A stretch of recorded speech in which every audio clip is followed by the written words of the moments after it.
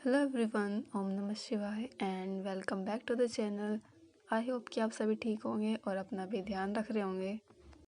आप सभी की यूपी पुलिस एग्ज़ाम की तैयारियां कैसी चल रही हैं, प्लीज़ कमेंट करके बता देना। मुझे तो अभी भी ऐसा ही लग रहा है कि मैं तो बहुत पीछे चल रही हूँ सभी बच्चों से, और जितनी भी RWA पर क्लासेस हो रही हैं मैं तो काफ़ी पीछे चल रही हूँ। ऐसे मुझे किसी ने तो कमेंट किया था कि दीदी आप जो क्लासेस हो चुकी हैं पहले उनको छोड़ दो, और जो सर अभी नई क्लासेस हो रही हैं उनको लेना स्टार्ट कर दो, पीछे वाली छोड़ दो। तो बट मैं ऐसा नहीं कर सकती क्योंकि बहुत सारी चीज़ें होती हैं जो लिंक होती हैं पिछली क्लास से, और अगर हम पहली क्लास नहीं करते तो वो नेक्स्ट वाली क्लास में ना बताते नहीं हैं टीचर्स। अगर आप देखोगे तो रीजनिंग वाले जो सर हैं वो भी यही बोल देते हैं कि आपने पिछली क्लास में ऐसी चीज़ें मैं बता चुका हूँ, और नवीन सर भी यही बोलते हैं कि पिछली क्लासेस में ये सारी चीज़ें हो चुकी हैं। तो इसलिए मैं पिछली क्लासेस स्किप तो नहीं कर सकती हूँ, इसलिए मैं अपना स्टार्टिंग से ही ले रही हूँ सभी चीज़ें। मैंने अभी नवीन सर की मैं कोई क्लास ले रही थी, और मैंने सर से कुछ क्वेश्चन पूछा था। तो सर ने बोला कि तुम्हें पता नहीं ये पिछली क्लास में हो चुका है, तो पहले पहली क्लास करके आया करो फिर नेक्स्ट क्लास लिया करो। तो मुझे वहाँ पर बहुत ज़्यादा एम्बैरसिंग सा लगा था, तो इसके लिए मतलब अब मैंने सोच लिया मैं पहले सारी क्लासेस ना पिछले वाली अपनी कंप्लीट करूँगी, दैन मैं अपनी न्यू क्लासेस लेना स्टार्ट करूँगी जो टीचर्स पढ़ा रहे हैं। हालांकि होगा इससे ये कि मैं थोड़ा पीछे ही चलूँगी, बट कोई बात नहीं है, उससे तो धीरे धीरे सारे टॉपिक्स और सभी चीज़ें कवर हो जाएंगी। और जैसे मैं बात करूँ तो राहुल सर की क्लास ना अब कब काफ़ी टाइम बाद हुई है, काफ़ी टाइम बाद सर ने पढ़ाना शुरू किया अब। तो सर की ना अभी जो पहली क्लासेस हुई थी तो मैंने वो ली थी, क्योंकि मैं मैथ्स पढ़ रही थी। तो सर का जो पार्टनरशिप वाला चैप्टर कराया था सर ने, तो मैंने वो वाला चैप्टर किया था। और उससे पहले मैंने आपको बताया था कि जो मैंने यूपी पुलिस एग्ज़ाम के लिए अपनी बुक मंगाई हुई थी ना, मैंने पार्टनरशिप का चैप्टर वहाँ से भी कंप्लीट किया था। तो सर ने जो क्वेश्चन कराए ना तो मुझे बहुत ज़्यादा ईजी लगे और बहुत आराम से हो गए थे। और कुछ क्वेश्चन तो बिल्कुल वही थे जो बिल्कुल बुक में आए हुए थे, क्योंकि बुक में भी प्रीवियस ईयर्स कराए हुए हैं, और राहुल सर ने भी वही कराए थे जो प्रीवियस ईयर क्वेश्चंस हैं। सो ये प्रैक्टिस बुक मंगाने का बेनिफिट तो बहुत हुआ है, क्योंकि जिस टाइम पर मैं अपनी पार्टनरशिप के क्वेश्चन कर रही थी जो राहुल सर करा रहे थे, मुझे काफ़ी ज़्यादा इजी लग रहे थे, और हर क्वेश्चन को पढ़ने के बाद मुझे ध्यान आ जा रहा था कि हाँ इस तरह से होगा, ये इस तरह से होगा, क्योंकि बिल्कुल ऐसे क्वेश्चन ही इस तरह के क्वेश्चन मैं पहले कर चुकी थी। अभी कुछ टाइम पहले मैंने पार्टनरशिप वाला चैप्टर पढ़ा था अपना बुक से। 2 या 3 दिन हो चुके हैं जब मैंने पहला यूपी पुलिस का व्लॉग डाला था, उसके बाद जब ये आ रहा है तो इस बीच में मतलब 2 से 3 दिन का गैप हो चुका है। तो इस 2-3 दिन के गैप में मैंने क्या-क्या चीज़ें पढ़ी हैं मैं आपको बता देती हूँ। मैंने इसमें मैथ्स वाला जो मतलब मैथ्स की बुक है, जो आदित्य रंजन सर की बुक है मैथ्स की, उससे मैंने और भी सारे काफ़ी सारे चैप्टर्स कंप्लीट किए हैं। जैसे अगर मैं बात करूँ तो मैंने टाइम एंड वर्क पढ़ा है। इसमें मतलब टाइम एंड वर्क तो मुझे काफ़ी सही लगा, अच्छे क्वेश्चन थे और ईज़ी भी थे, मतलब ऐसा नहीं था कि बहुत ज़्यादा डिफ़िकल्ट थे।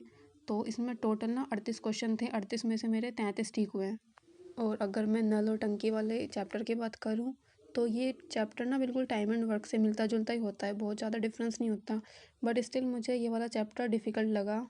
आई डोंट नो कि क्यों। इसमें 15 क्वेश्चन थे मेरे, 9 क्वेश्चन ठीक हुए हैं। मतलब डिफ़िकल्ट लग रहा था ये चैप्टर कहीं ना कहीं मुझे, क्योंकि कुछ चीज़ें थी जो समझ नहीं आ रही थी, इसलिए 15 में से 9 ही क्वेश्चन ठीक हुए हैं। और अभी तक का जो सबसे डिफ़िकल्ट चैप्टर मुझे लगा है वो मुझे टाइम एंड डिस्टेंस वाला चैप्टर लगा है, क्योंकि इसमें इतना सब कुछ मैंने मतलब इससे पहले काफ़ी ज़्यादा तो नहीं पढ़ा इसके बारे में, टाइम एंड डिस्टेंस का मतलब चैप्टर। लेकिन जब मैं इसको बुक से सोल्व कर रही थी तो इससे पता चला कि भाई कितने पानी में हूँ मैं। 23 क्वेश्चन में से मेरे 9 क्वेश्चन ठीक हुए हैं, और वो भी बहुत ही ज़्यादा मुश्किल से, मतलब एकदम मैंने दो 3 बार करके देखे हैं तब जाकर इतने क्वेश्चन ठीक हुए हैं। ये वाला चैप्टर तो मुझे बहुत अच्छे से दोबारा पढ़ना पड़ेगा, तब जाकर मैं इसका दोबारा से इस चैप्टर को रिवाइज़ करूँगी बुक से। और नेक्स्ट चैप्टर था नंबर सिस्टम वाला चैप्टर था। इसमें टोटल 70 क्वेश्चन थे, और मेरे 55 क्वेश्चन ही ठीक हुए हैं इसमें भी, तो इसमें भी कुछ ज़्यादा अच्छा नहीं रहा स्कोर। इसके बाद नेक्स्ट चैप्टर था LCM और HCF वाला। ये वाला चैप्टर तो छोटा सा ही था और काफ़ी इजी था। इसमें टोटल 24 क्वेश्चन थे और 22 क्वेश्चन मेरे ठीक हुए हैं। तो वैसे भी अगर आप देखोगे तो LCM और HCF वाला चैप्टर ज़्यादा डिफ़िकल्ट नहीं होता है। इसमें सिर्फ 1-2 टाइप के क्वेश्चन बनते हैं, ईजी से क्वेश्चन बनते हैं, तो हो जाता है ये तो। अब जो मैं नेक्स्ट चैप्टर सोल्व करना स्टार्ट करूँगी वो मेंसुरेशन 2D वाला चैप्टर स्टार्ट करूँगी। और इसके बाद कल पता नहीं मुझे क्या ही हुआ, मेरा मन कर रहा था कि एक मॉक टेस्ट देकर देखती हूँ कितनी तैयारी है और कैसा है, क्योंकि अभी मेरी तैयारी काफ़ी कम है। तो पता नहीं बस मुझे ये लग रहा था कि एक बार मॉक टेस्ट देकर देखती हूँ। तो मैंने अपनी बुक से ना एक मॉक टेस्ट दिया था, जिसमें मैंने 95 क्वेश्चन अटैम्प्ट किए थे, 95 में से 90 क्वेश्चन बस ठीक हुए हैं। तो उसमें तो अभी इसके बाद मुझे पता चला कि अभी तो बहुत ज़्यादा मेहनत करने की ज़रूरत है। और ये भी हो सकता है क्योंकि मैं सभी चैप्टर्स मेरे काफ़ी कम हुए हैं, जितने भी मतलब सब्जेक्ट हैं, हिंदी की बात करूँ या रीजनिंग की बात करूँ, सभी जितने भी टीचर्स पढ़ा रहे हैं मैं सभी से पीछे चल रही हूँ। और कहीं न कहीं मैं मॉक टेस्ट अभी इसलिए ही नहीं कर रही थी क्योंकि अगर हम बिना तैयारी के मॉक टेस्ट देने लगते हैं और फिर स्कोर कम आता है तो इससे कहीं न कहीं हमारा कॉन्फिडेंस कम होता है और हमें लगता है कि हमारी तैयारी तो बिल्कुल भी नहीं है और ये सारी चीज़ें इस तरह का लगने लगता है। इसलिए मैंने अभी तक मॉक टेस्ट नहीं दिए थे। अपना जब से मेरा एग्ज़ाम हुआ था मतलब उसके बाद से मैंने कोई मॉक टेस्ट नहीं दिया था। ये पहला ही था शायद मेरा मॉक टेस्ट। और तो अब बात करते हैं हिंदी की, तो हिंदी में भी मैंने काफ़ी सारी चीज़ें पढ़ी हैं इतने बीच टाइम में। हिंदी में मैंने एक तो छंद वाला चैप्टर पढ़ा है काफ़ी अच्छे से, मतलब छंद का क्या अर्थ होता है, छंद के अलग अलग भेद कौन से होते हैं, छंद का सूत्र क्या होता है, जो ये होता है ना यह माता राजभान सलगा, ये वाला। इसको मैंने थोड़ा सा डिटेल में पढ़ने की कोशिश की है। इसमें मैंने ये सारी चीज़ें भी पढ़ी हैं कि गति क्या होती है, यति क्या होती है, यण क्या होते हैं, तुक क्या होता है। क्योंकि कभी कभी क्वेश्चन देकर ना ये भी पूछ लिया जाता है कि इसमें कहाँ पर यति है, कहाँ पर गति है, कितने गण हैं, कहाँ पर तुक है। तो इस तरह के क्वेश्चन भी आ जाते हैं, तो इसलिए मैंने थोड़ा सा डिटेल में पढ़ने की कोशिश की है हिंदी का ये चैप्टर। और छंद को पढ़ते समय जो मुझे सबसे ज़्यादा प्रॉब्लम जहाँ पर आ रही थी वो मात्रा को गिनने में आ रही थी, लघु और गुरु को। जो नॉर्मल लघु और गुरु मात्राएं होती हैं वो तो हमें पता होता है, लेकिन उसके अदर जो इतने सारे फॉर्मूले होते हैं वो सब नहीं पता रहते। जैसे ये हो गया कि अगर कोई आधा वर्ड आता है तो उससे पहले जो शब्द होगा उसको काउंट ही नहीं करना, उसकी मात्रा को काउंट ही नहीं करना। और ये छंद वाला जो चैप्टर था, पहले मैंने अपने जो नोट्स बनाए हुए हैं हिंदी के, पहले मैंने इसको वहाँ से पढ़ा है, क्योंकि वहाँ से अपने नोट्स जो बनाए हुए होते हैं उनसे ज़्यादा चीज़ें समझ में आ जाती है। और उसके बाद मैंने इसको अपनी बुक से पढ़ा है, जो मेरे पास हिंदी की बुक है। और हिंदी की बुक से पढ़ने के बाद उस हिंदी की बुक में ना प्रैक्टिस के लिए काफ़ी सारे क्वेश्चन दे रखे हैं, तो वहाँ से मैंने फिर छंद के क्वेश्चन किए थे।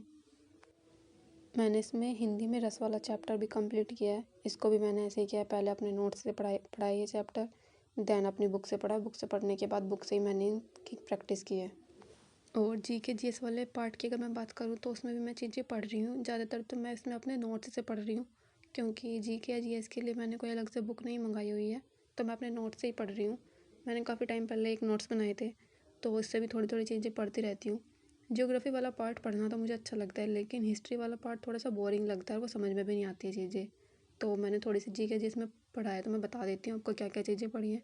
मैंने नदियों के बारे में पढ़ा, झीलों के बारे में, दर्रों के बारे में, कौन से दर्रे कहाँ पर है, सभी पर्वतों के बारे में पढ़ ली है। ये सारी चीज़ें मैंने पढ़ ली हैं। बट अगर हिस्ट्री की बात करूँ तो मैं थोड़ी थोड़ी चीज़ें पढ़ रही हूँ हिस्ट्री की, और हिस्ट्री तो बोरिंग सी लगती है, इसलिए ज़्यादा नहीं हो पाती हिस्ट्री, मेरे से याद ही नहीं रहता हिस्ट्री का कुछ भी मतलब। और थोड़ा सा बायोडाइवर्सिटी और पोल्यूशन के बारे में पढ़ा है। सभी नेशनल पार्क और बायोस्फीयर रिजर्व, कौन सा बायोस्फीयर रिजर्व कहाँ पर है, ये सारी चीज़ें पढ़ी हैं मैंने इसमें जीके जीएस वाले पार्ट में, क्योंकि कहीं ना कहीं स्टैटिक जीके वाला पार्ट थोड़ा ज़्यादा आया हुआ था, तो इसलिए मैं इन तरह की चीज़ों को कवर करने की कोशिश ज़्यादा कर रही हूँ। और उसके अंदर थोड़ी थोड़ी करंट अफेयर पढ़ती रहती हूँ, क्योंकि करंट अफेयर भी बहुत ज़्यादा ज़रूरी है। यहाँ पर बैठ कर ना मैं अपना मॉक टेस्ट ही सॉल्व कर रही थी, और इसके बाद मैं अपना नहाने के लिए गई थी, और यहाँ पर मैं नहा कर आ गई थी। इसके बाद मैंने थोड़ी सी चाय बना ली थी क्योंकि भूख लग रही थी। चाय वगैरह पीने के बाद मैंने 3 बजे से अपनी पढ़ाई शुरू की थी, और तब मैं अंदर बैठकर पढ़ाई कर रही थी, क्योंकि दिन में थोड़ा धूप होने लगती है यहाँ पर, इसलिए गर्मी लगती। 4:15 बजे तक मैंने यहाँ पर पढ़ाई की थी रूम में बैठकर अपने, और इस टाइम तक ना इतनी धूप हो रही थी, और उसके बाद मैं बाहर आ गई थी थोड़ी देर पढ़ाई करने के लिए, क्योंकि अंदर भी थोड़ा बोर सा होने लगता है पढ़ते हुए। इसमें बहुत ज़्यादा भी चीज़ें मैं रिकॉर्ड नहीं कर पाती हूँ, क्योंकि मैं अपने फ़ोन से रिकॉर्ड करती हूँ और उसी से अपनी पढ़ाई भी करती हूँ, तो इसलिए मैं कुछ चीज़ें रिकॉर्ड पर नहीं कर पाती हूँ। यहाँ पर बैठकर ना मैं जीके जीएस वाला पार्ट ही पढ़ रही थी, अपने नोट्स से पढ़ रही थी मैं, जो मैंने अपने जीके के नोट्स बनाए हुए हैं, यहीं से बैठकर मैं उनको याद कर रही थी। और बस एक सब्जेक्ट रह गया रीजनिंग। रीजनिंग के बारे में मैंने कुछ बात नहीं की है, तो रीजनिंग में मैं भी चीज़ें पढ़ रही हूँ, जो राहुल सर पढ़ा रहे हैं उनको भी करती रहती हूँ, जो संदीप सर पढ़ाते हैं वहाँ से भी पढ़ती रहती हूँ, तो हाँ पढ़ती रहती हूँ। और एक भैया कमेंट करते रहते हैं कि बार बार कि ज़्यादा ऑनलाइन मत पढ़ा करो। सो बस मैं तो यही बोलना चाहूँगी कि जो चीज़ें कंपलसरी हैं, जो चीज़ें मुझे डिफ़िकल्ट लगती हैं, समझ नहीं आ रही होती हैं, उनको तो पढ़ना ही पड़ता है ना ऑनलाइन, जब तो टीचर से समझ पाएंगे, मतलब हम टीचर समझा पाएंगे हमको, तो कुछ चीज़ों को तो पढ़ना पड़ता है ऑनलाइन भी। ऐसा नहीं है कि हमेशा ऑनलाइन ही पढ़ती हूँ, लेकिन हाँ मैं थोड़ा ऑनलाइन पढ़ती हूँ, उसके बाद अपने नोट्स जो मैंने बनाए हुए हैं बाकी सभी चीज़ें मैं वहीं से पढ़ती हूँ।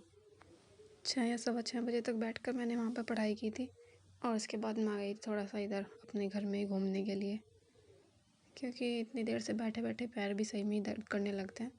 इससे थोड़ा सा ठीक रहता है सुबह शाम वॉक करना। सुबह को तो मैं नहीं करती हूँ, बट हाँ शाम को कर लेती हूँ।